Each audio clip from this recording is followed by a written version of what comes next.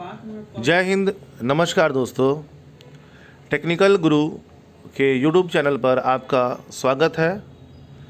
हम लोग यहाँ पर सी पढ़ने के लिए एकत्रित हुए हैं। मेरा पहला वीडियो जो केवल बेसिक इन्फॉर्मेशन शेयर करने के लिए था कि सी है क्या या सी लैंग्वेज क्या है। इस वीडियो में हम लोग देखेंगे कि सी लैंग्वेज का डेफिनेशन क्या है, इसका उद्गम मतलब इसकी शुरुआत कैसे हुई, इसको किस लिए बनाया गया था, बाद में इसका स्वरूप किस प्रकार बदलकर कितने छोटे से बड़ा आकार ले लिया। सी लैंग्वेज, जैसा कि मैंने बताया था कि कंप्यूटर प्रोग्रामिंग का मदर लैंग्वेज कहलाता है, क्योंकि सी लैंग्वेज का उपयोग बड़े बड़े एप्लीकेशंस में किया जाता है। जैसे अभी आप एंड्रॉयड मोबाइल फ़ोन चलाते हैं, अगर आप देखेंगे या यूट्यूब भी करके समझ सकते हैं, देख सकते हैं कि एंड्रॉयड की कोडिंग में बेसिक जो है वो सी के द्वारा ही कोडिंग की गई रहती है।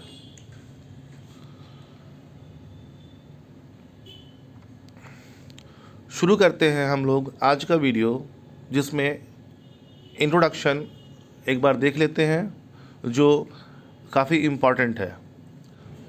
आपके लिए बस इतना जान लेना काफ़ी है कि सी लैंग्वेज को डेनिस रीची के द्वारा 1970s में बेल लेबोरेटरी मुर्रे हिल न्यू जर्सी में डेवलप किया गया था। शुरुआत में इसको यूनिक्स ऑपरेटिंग सिस्टम में कोड करने के लिए डिज़ाइन किया गया था, लेकिन बाद में इसकी अच्छे परफॉर्मेंस को देखते हुए पूरा का पूरा ऑपरेटिंग सिस्टम सी लैंग्वेज में डेवलप किया गया। ये एक प्रोसीजर ओरिएंटेड प्रोग्रामिंग लैंग्वेज होता है जो टॉप डाउन अप्रोच को फॉलो करता है। जैसे टॉप डाउन अप्रोच है क्या, दो तरह के अप्रोच होते हैं प्रॉब्लम सॉल्विंग के लिए, एक टॉप डाउन, दूसरा बॉटम अप। आजकल के जो प्रोग्रामिंग लैंग्वेजेस हैं जैसे C++, जावा और भी, वो सारे उप्स बेस्ड होते हैं, ऑब्जेक्ट ओरिएंटेड प्रोग्रामिंग अप्रोच पर काम करते हैं वो। जबकि C language top down approach POP procedure oriented programming concept पर काम करता है। मतलब कि सी लैंग्वेज या टॉप डाउन अप्रोच कहता है कि बड़े प्रॉब्लम को छोटे छोटे टुकड़ों में बांट लिया जाए, जिससे कि आपको उन छोटे छोटे प्रॉब्लम्स को सॉल्व करने में इजी होगा, जिसके लिए सी प्रोग्रामिंग में फंक्शंस का इस्तेमाल किया जाता है, जो हम लोग आगे के वीडियोस में देखेंगे। दूसरा ये कि सी लैंग्वेज एक मिडिल लेवल लैंग्वेज है। कंप्यूटर में या प्रोग्रामिंग में कह लें कि 3 तरह के लैंग्वेजेस होते हैं, high level language, middle level language और low level language. High level language English like language कहलाता है, जो इंसान आसानी से समझ और बोल सकते हैं, जिसमें हम लोग कोडिंग करते हैं। मिडिल लेवल लैंग्वेज या असेंबली लैंग्वेज, जिसमें ऑपकोड और निमोनिक्स का इस्तेमाल किया जाता है, जो अलग तरह के कोड्स होते हैं जिनको कंप्यूटर का प्रोसेसर प्रोसेस करके बाइनरी कोड्स में कन्वर्ट करता है। और तीसरा मशीन लेवल लैंग्वेज, जो 0 और 1 बाइनरी फॉर्म में होता है। ये 3 तरह के लैंग्वेज होते हैं। सी लैंग्वेज मिडिल लेवल लैंग्वेज कहलाता है। कहीं कहीं पर इसको आप हाई लेवल लैंग्वेज के रूप में भी देख सकते हैं। सी में केवल 32 इंग्लिश के वर्ड्स इस्तेमाल किए जाते हैं, जिनको कीवर्ड्स कहते हैं। सी लैंग्वेज में बेसिकली मेरे हिसाब से केवल 2 तरह के ही वर्ड्स इस्तेमाल होते हैं। एक वो जिनको आप डिफ़ाइन करते हो, और दूसरा वो जो सी में ऑलरेडी निहित है, जिनको कीवर्ड्स बोलते हैं। और भी चीज़ें हम लोग आगे पढ़ेंगे डिटेल्स में, अभी थोड़ा थोड़ा करके समझ लेते हैं बेसिक्स। अब जैसा कि मैंने बताया कि high level language, middle level language और लो लेवल लैंग्वेज होता है, जिसको हम लोग कोड करते हैं और उसका आउटपुट हमें रिज़ल्ट के रूप में मिलता है। तो आप सभी जानते हैं कि कंप्यूटर केवल और केवल बाइनरी भाषा को समझता है, 0 और 1 को। तो हम लोग जो हाई लेवल लैंग्वेज में लिखते हैं उसको कंप्यूटर कैसे प्रोसेस करेगा? तो वो प्रोसेस करने के लिए कंप्यूटर के पास में, या यूँ कह लें कि सी कंपाइलर है या अदर जो भी प्रोग्रामिंग लैंग्वेजेस हैं, वो अपना अलग अलग ट्रांसलेटर यूज़ करते हैं जो हाई लेवल लैंग्वेज या मिडिल लेवल लैंग्वेज को मशीन के समझने लायक भाषा में कन्वर्ट कर देता है, जिससे कि हमारा हाई लेवल लैंग्वेज कन्वर्ट होकर के, प्रोसेस होकर के आउटपुट के रूप में आपको दिखाई पड़ सके। मुख्यतः 3 प्रकार के ट्रांसलेटर्स होते हैं: असेंबलर, कंपाइलर और इंटरप्रेटर।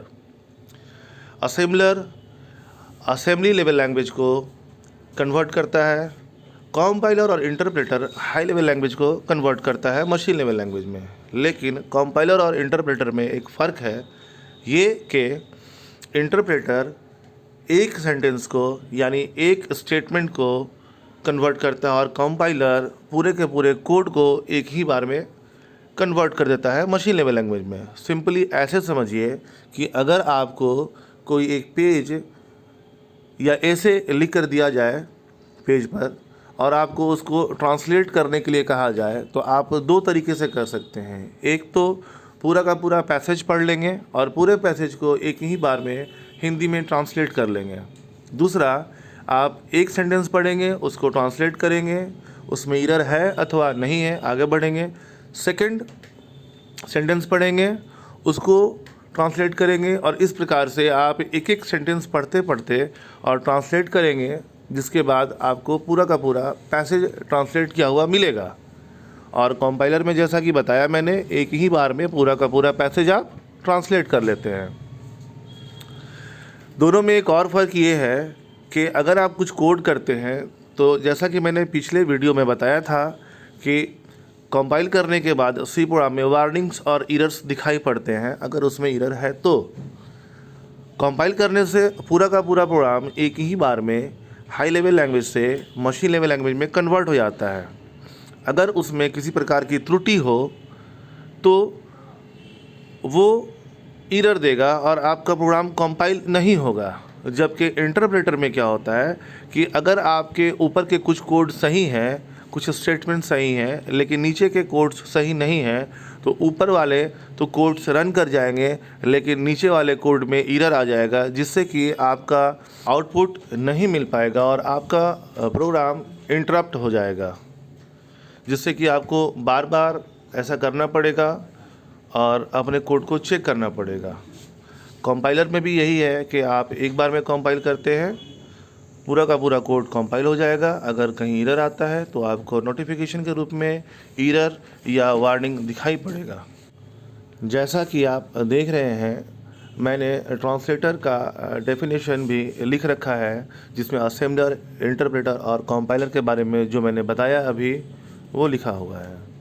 नीचे में थोड़ा सा मैंने प्रयास किया है कि आपको बता सकूं कि कैसे कन्वर्ट होता है हाई लेवल लैंग्वेज या assembly level language binary language में। आप देख पा रहे होंगे कि असेंबली लेवल लैंग्वेज को कन्वर्ट करता है असेंबलर बाइनरी लेवल लैंग्वेज में, और हाई लेवल लैंग्वेज को कंपाइलर या इंटरप्रेटर कन्वर्ट करता है। अलग अलग प्रोग्रामिंग या अलग अलग एप्लीकेशंस अलग अलग ट्रांसलेटर्स को यूज़ करते हैं। अगले पेज पर आपको दिखाई पड़ रहा है सी प्रोग्राम का स्ट्रक्चर। जब कभी भी हम सी में कोडिंग करते हैं तो उसको लिखने का एक फॉर्मेट होता है। ये भी एक फीचर है प्रोसीजर ओरिएंटेड प्रोग्रामिंग का, जिसमें कि एक फॉर्मेट बना है जिसको हम लोग को फॉलो करना होता है। हम अपने हिसाब से उसमें चेंजेस नहीं कर सकते हैं। जैसे कि आपको दिख रहा है, सबसे पहला है कमेंट सेक्शन। वो मैंने पिछले वीडियो में बताया था कि आप अगर कुछ कोड कर रहे हैं और रिमार्क्स के लिए कुछ देना चाहते हैं तो आप उस कमेंट सेक्शन में लिख सकते हैं, जो आपको समझने में सहायता करता है कि आपने ये कोड किस लिए किया है। और ये आप अपने प्रोग्राम के किसी भी स्टेटमेंट के बीच में भी लिख सकते हैं, ऐसा नहीं है कि सिर्फ ऊपर ही लिखना है। दूसरा होता है pre processor directives. Pre processor के नाम से ही आपको समझ में आ रहा होगा, पहले प्रोसेस करने वाला। जब कभी भी आप प्रोग्राम करते हैं तो एक फ़ाइल है जिसको हम लोग हेडर फाइल्स कहते हैं, जो सी कंपाइलर या सी एडिटर के अंदर में होता है। जब कभी भी आपका प्रोग्राम रन करता है तो आपके प्रोग्राम के रन करने से पहले वो डायरेक्टिव फाइल्स एक्सेस हो जाती हैं कंपाइलर के थ्रू। कारण यह है कि आपने अपने प्रोग्राम में keywords, functions, pre defined functions use किया हुआ होता है। उनका मतलब क्या है, उनका क्या यूज़ है, वो सारी चीज़ें आपके प्री प्रोसेसर डायरेक्टिव्स में लिखी होती है। इनको भी डिटेल में हम लोग आगे देखेंगे। इसके बाद आता है ग्लोबल वेरिएबल्स। ग्लोबल वेरिएबल आप ऐसे समझ लें कि थ्रू आउट द प्रोग्राम आप इन वेरिएबल्स को यूज़ कर सकते हैं। वेरिएबल्स कई प्रकार के होते हैं, लोकल वेरिएबल, ग्लोबल वेरिएबल, तो टेम्पोररी वेरिएबल। तो इन चीज़ों को हम लोग आगे पढ़ेंगे, फ़िलहाल आप केवल कॉन्सेप्ट समझ लें। इसके बाद मेन फंक्शन लिखा हुआ है। कम से कम एक फंक्शन आपके सी प्रोग्राम में होता ही है, जिसको हम लोग मेन फंक्शन कहते हैं। इसके अलावा आप और भी फंक्शंस को यूज़ कर सकते हैं। मेन फंक्शन के नीचे होता है ओपनिंग ब्रेस, करली ब्रेस दिख रहा होगा आपको, और उसके बाद आपको लोकल वेरिएबल्स और स्टेटमेंट्स दिखाई पड़ते हैं, जिसमें हम लोग कोड करते हैं जो हमें टास्क मिला होता है या जो हम प्रोग्रामिंग कर रहे हैं। लोकल वेरिएबल्स और स्टेटमेंट्स के बारे में भी हम लोग आगे पढ़ेंगे अपने अगले वीडियोस में। मेन फंक्शन को आप देख रहे होंगे कि करली ब्रेस से बंद किया गया है। ये आप समझ लीजिए कि कोई भी फंक्शन स्टार्ट और एंड होता है करली ब्रेस से। इसके बाद नीचे में फंक्शन 1 दिख रहा है, जैसा कि मेन फंक्शन में दिख रहा है लोकल वेरिएबल्स और स्टेटमेंट्स, वैसा ही आपको फंक्शन 1 में भी दिख रहा है। और ऐसे करके कितने भी फंक्शंस आप बना सकते हैं, फंक्शन 1, फंक्शन 2, फंक्शन 3, बहुत सारे, जिनका यूज़ हम लोग आगे करेंगे भी और समझेंगे भी। आज के लिए बस इतना ही। आगे हम लोग पढ़ेंगे अगले वीडियोज़ में वेरिएबल्स कैसे डिफ़ाइन होते हैं, कैसे कोड किया जाता है, करली ब्रेस, ओपनिंग ब्रेस का क्या महत्व है। सी को बेहतर ढंग से समझने और सीखने के लिए हमारे चैनल पर बने रहिए। तब तक के लिए धन्यवाद, शुक्रिया।